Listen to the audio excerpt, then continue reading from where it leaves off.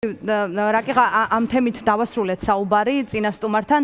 თქვენთან დავიწყებ ამავე თემით. თქვენ როგორ უყურებთ აი ამ საკითხს? ზოგადად უნგრეთის მაგალითის კოპირება, უხეშად რომ ვთქვათ, საქართველოში ან გათვალისწინება ქართულ პოლიტიკაში რამდენად რელევანტურად მიგაჩნიათ თქვენ?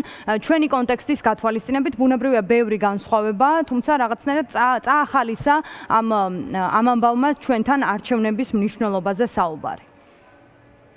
მოგესალმებით, დიდი მადლობა მოწვევისთვის, რაც შეეხება უნგრულ მაგალითს. Რა თქმა უნდა, ჩვენ ყველა ის წარმატებული საერთაშორისო გამოცდილება, რომელიც არსებობს, უნდა დავაგროვოთ. ძალიან გულწრფელად რომ გითხრათ, მანამ სანამ პოლიტიკურ საქმიანობას დავიწყებდი, ჩემი საქმიანობა სწორედ ეს იყო, საუკეთესო საერთაშორისო პრაქტიკის შეგროვება პოლიტიკური ბრძოლის და მისი გაზიარება ქართული პოლიტიკური პარტიებისთვის, არა მხოლოდ უნგრეთიდან, არამედ ბევრი სხვა კარგი მაგალითი არის და ახლა ისე გამოვიდა რომ თავად ნერგავ ამ პარტიაში თავისუფლების მოედნის თვის და ასევე უზიარებ ხვებსაც რა თქმა უნდა ხომ და ამიტომ უნგრეთის მაგალითი ძალიან კარგი მაგალითია იმისა თუ როგორ შეიძლება ხალხის უკეთესი ორგანიზება პოლიტიკური მიზნებისთვის, სათემო დონეზე უკეთ მუშაობა საზოგადოებასთან, კომუნიკაციის კამპანიის წარმატებულად წარმართვა, მაშინაც კი, როდესაც ასიმეტრიული არის ხომ რესურსებში განსხვავება, თქვათ, ხელისუფლებაში მყოფსა და ოპოზიციას შორის და ბევრი სხვა საინტერესო მაგალითი შეიძლება იქიდან მოვიყვანოთ. რა თქმა უნდა, თავისუფლების მოედანი არა მხოლოდ ვაკვირდებით ამას ახლა, როდესაც გაიმარჯვა მადიარმა, არამედ როგორც მოგახსენეთ, მე წლების განმავლობაში ვიკვლევდი და ვსწავლობდი ამ საკითხებს და ვიცით ჩვენ ძალიან კარგად როგორ იწარმოება კარგი პოლიტიკური კამპანიები, ამას უნერგავთ თავისუფლების მოედანი და ეს საქართველოს გულისთვის ეროვნული კამპანია რაც გვაქვს დააწყებული თებერვლიდან მოყოლებული სწორედ აი ამ საუკეთესო გამოცდილებას ითვალისწინებს და ჩვენ თვითონაც შეგვიძლია კარგი რამეების მოფიქრება, ყველაფრის გარედან გადმოღება არც გვჭირდება. უნგრეთის მაგალითიდან თქვენ რას გადმოიღებდით, იმიტომ რომ იქ ოპოზიციამ გაიმარჯვა და ასევე ჩანდა რომ ასეთ უსამართლო თუ უთანასწორო გარემოში არ შეწყვიტა ბრძოლა, უფრო სწორად ამ გარემოში დაიწყო ბრძოლა ოპოზიციამ ვიქტორ ორბანის წინააღმდეგ. თქვენთვის იქნებოდა თუ არა რაიმე მაგალითის მომცემი სამომავლოდ? როგორც მოგახსენეთ ეს მაგალითები აი წინა კითხვაზე პასუხს სწორედ ეს არის კარგი მაგალითები რაც შეიძლება გამოიყენოს სხვა პარტიებმა სხვა კონტექსტებში, თუმცა კონტექსტი არის ძალიან მნიშვნელოვანი, ხო და ბუნებრივია საქართველოსა და უნგრეთის გარემოებები ძალიან განსხვავებულია ერთმანეთისგან და დიდი შეცდომა იქნება რომ ჩვენ ეს განსხვავებები არ მივიღოთ მხედველობაში. კერძოდ ის მთავარი რამ, რომ უნგრეთი არის ევროკავშირის წევრი სახელმწიფო და მის სათავეში იყო მართალია ავტორიტარული მიდრეკილებების მემარჯვენე პოპულისტი პოლიტიკოსი, მაგრამ მაინც ევროკავშირის წევრი სახელმწიფოს მეთაური და პოლიტიკოსი. და უნგრეთში არ იყო ბოლომდე გარყვნილი ყველა სახელმწიფო ინსტიტუტი, როგორიც არის მაგალითად კი იყო მიკერძოება, რა თქმა უნდა, უდიდესი მიკერძოება მედიაში და ასე შემდეგ, მაგრამ მაგალითად ასეულობით ადამიანს ქუჩაში არავინ არ აწამებდა. კი ბატონო, კიდევ ბევრი რამ შეგვიძლია ჩამოთვალოთ, რაც განასხვავებს საქართველოს და უნგრეთს და პოლიტიკურ პროცესებს. თუმცა მე მინდა გკითხოთ, თქვენ საქართველოში გჯერათ, რომ არჩევნებით ხელისუფლების ცვლილება შესაძლებელია, თუ უთანასწორო თუ უსამართლო გარემოში ბრძოლისთვის რესურსის დახარჯვა არ ღირს, რადგან ეს ხელისუფლების წისქვილზე ასხამს წყალს, ანუ ორ სხვადასხვა პოზიციას შორის რომ სათხართ. მე ვარ იქ რაც არაერთხელ მithქვამს, უპირველეს ყოვლისა მინდა ვთქვა, რომ აი სწორედ როდესაც აი ამ განსხვავებებზე ვსაუბრობდი, ხომ, პრინციპში დემოკრატიულ და არადემოკრატიულ რეჟიმებს შორის, როგორიც არის საქართველო, ხომ, აი ეს არის სწორედ მთავარი განსხვავება, რომ ნაკლოვანებების მიუხედავად დემოკრატიულ ქვეყნებში არჩევნებში დამარცხება არის პოლიტიკური კონკურენციის, პოლიტიკური ბრძოლის ეტაპის დასასრული. რა თქმა უნდა, მას მერე იწყება ხოლმე ახალი ციკლი და იცვლიან ადგილებს პოზიცია და ოპოზიცია, მაგრამ ამით სრულდება ხოლმე ერთი პოლიტიკური გუნდის ხელისუფლებიდან წასვლის და მეორე პოლიტიკური გუნდის ხელისუფლებაში მოსვლის ეტაპი. ხომ? და ავტორიტარული ქვეყნების რაც განასხვავებს აი ასეთი ქვეყნებისგან, როგორც თუნდაც უნგრეთია, არის ის, რომ იქ არჩევნებში დამარცხებით არ სრულდება. არჩევნებში დამარცხება ხელისუფლების არის აუცილებელი პირობა იმისთვის, რომ გამოჩნდეს, რომ ამა თუ იმ პოლიტიკურ პარტიას აღარ აქვს ხალხის უმრავლესობის მხარდაჭერა და ეს უმრავლესობა შესაძლოა იყოს ძალიან დიდი უმრავლესობა, ან შესაძლოა იყოს ძალიან მცირე უმრავლესობა, მაგრამ მაინც უმრავლესობა და ჩვენ იმისკენ უნდა ვისწრაფოდეთ, რომ რას არ უნდა მცირე იყოს ეს უმრავლესობა, თუნდაც ერთი ხმა. ეს ერთი ხმა მაინც უნდა იყოს მნიშვნელოვანი. ამიტომ ასეთ პირობებში არჩევნებში დამარცხება არ არის საკმარისი.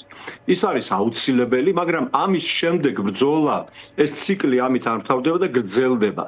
და გრძელდება სწორედ იმ სხვა პოლიტიკური მეთოდების გამოყენებით, რომლებსაც ჩვენ ახლა ვიყენებთ. იქნება ეს პროტესტი, იქნება ეს პოლიტიკურ მოძრაობებში მეტი ადამიანის ჩართვა, იქნება ეს მოქალაქეებთან კიდევ უფრო მჭიდრო ურთიერთობის დამყარება, კიდევ უფრო აქტიური საერთაშორისო ურთიერთობების გამოყენება და ასე შემდეგ. ეს არის კი, რა თქმა უნდა, ეს ჩვენი ქვეყანაა და არის უნიკალური გარემო ამ თვალსაზრისით, მაგრამ მინდა ვთქვა, რომ სხვა ავტორიტარიზმის ისტორიებიც ამას გვიჩვენებს, რომ უნდა დამარცხდეს ხელისუფლება არჩევნებში და ქართული ოცნება უკვე დამარცხდა 2024 წლის არჩევნებში, მაგრამ ეს არ იქნება საკმარისი.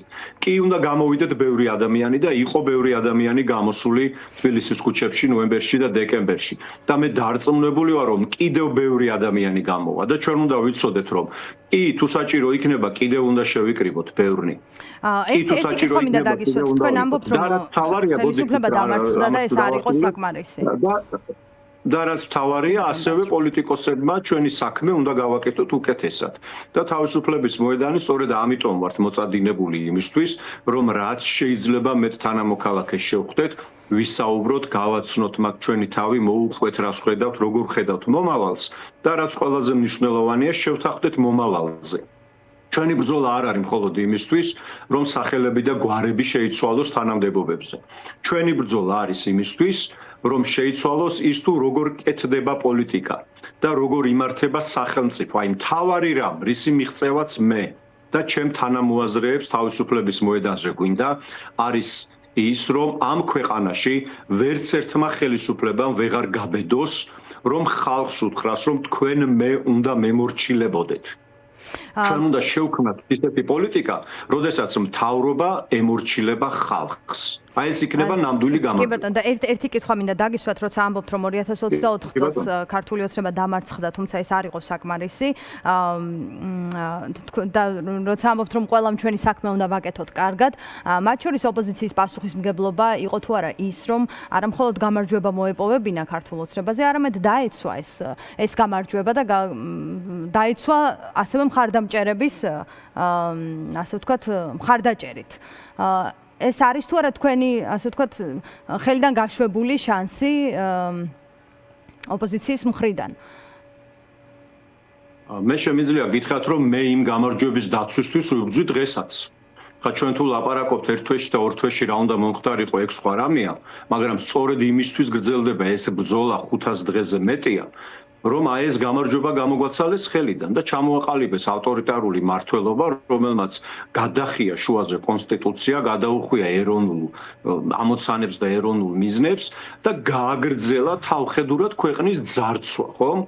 და სწორედ ამის დასაცავად გრძელდება ეს ბრძოლა, თორე ხელები რომ ჩამომეშვა მე მაგალითად ან ჩემს თანამებრძოლებს თავისუფლების მოედნიდან, ახლა არც თქვენს ეთერში ვიჯდებოდი და არც პოლიტიკურ საქმიანობას გავაგრძელებდით, ხო რაღაცა სხვას გავაკეთებდით. მაგრამ ლევან, როგორ უყურებთ სამომავლოდ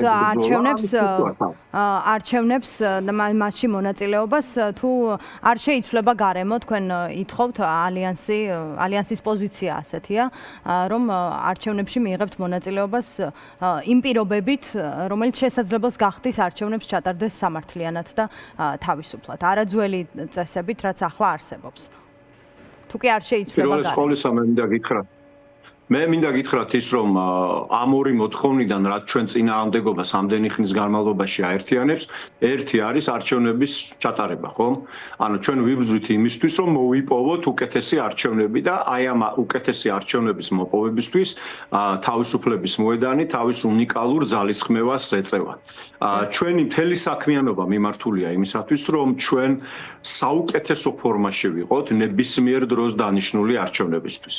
საუკეთესო ფორმაში, რაც კი შეგვიძლია, იმიტომ რომ ჩვენ საზოგადოება ამაზე მოგთხოვს პასუხს და ჩვენ გვინახავს პოლიტიკური პარტიები, პოლიტიკოსები, რომლებიც ორი კვირით ადრე იწყებდნენ და ორი თვით ადრე იწყებდნენ საარჩევნო მზადებას, თავისი ორგანიზაციების გამართვას, კამპანიებს, კანდიდატების შერჩევას და ამ შემდეგ. ეს არის დიდი შეცდომა. ჩვენ რადგანაც ვითხოვთ არჩევნებს, თავისუფლების მოედანი შევეცდებით, რომ ვიყოთ საუკეთესო ფორმაში ნებისმიერ დროს დანიშნული არჩევნებისთვის. რაც შეეხება გადაწყვეტილებას კონკრეტულ ამა თუ იმ არჩევნებში მონაწილეობის შესახებ, ამას თავისუფლების მოედანი გადავწყვეტ იმ კონკრეტული პირობების და გარემოებების მიხედვით, რაც მოცემულ მომენტში იქნება. და მათ შორის ამას განსაზღვრავს, თქვენ რა ფორმაში იქნებით იმ მომენტისთვის. როგორ? ან თქვენ თუ კი არ იქნებით საუკეთესო ფორმაში, თუ კი ასე ვთქვათ, სტანდარტებს, თქვენი ხედვით სტანდარტებს არ დააკმაყოფილებს.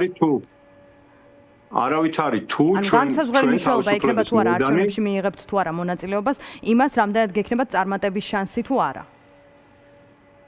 მე დარწმუნებული ვარ თავისუფლების მოედნის შესაძლებლობებში და თუებით არ ვარაუდობ, ჩვენ ვამბობთ, რომ ნებისმიერი მომავალი არჩევნებისთვის ვიქნებით უკეთეს ფორმაში, ვიდრე ვიყავით რომელიმე წარსულ. ამ კითხვას იმიტომ გისვამთ, რომ ალიანსიდან მომისმენია პოზიცია, რომ მაგალითად 25 წელს არჩევნებში არ მიიღეს მონაწილეობა, იმიტომ რომ დიდი უპირატესობა არ ჰქონდა ოპოზიციას მაშინ და რესურსით შესაბამისად ხმების დაცვის. ამიტომ გკითხეთ სამომავლოდ თქვენს გზებზე. კეთილი, ჩვენ შემდეგშიც გვექნება ბევრი დრო ამაზე სასაუბროთ. მადლობა ლევან ცუცქირიძე გვერდთვებოდა პირდაპირ ეთერში, მე მას დავემშვიდობები.